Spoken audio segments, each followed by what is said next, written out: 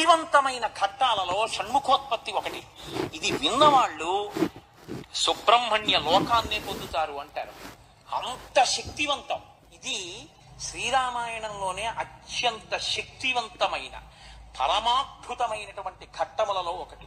ఇది ఎంత శక్తివంతం అంటే గర్భిణీ స్త్రీలు కానీ ఈ సర్గల్ని పారాయణ చేస్తే తప్పకుండా వాళ్ళకి సంతానం కలుగుతుంది. సంతానం ఉత్తమమైన సంతానం కలుగుతుంది.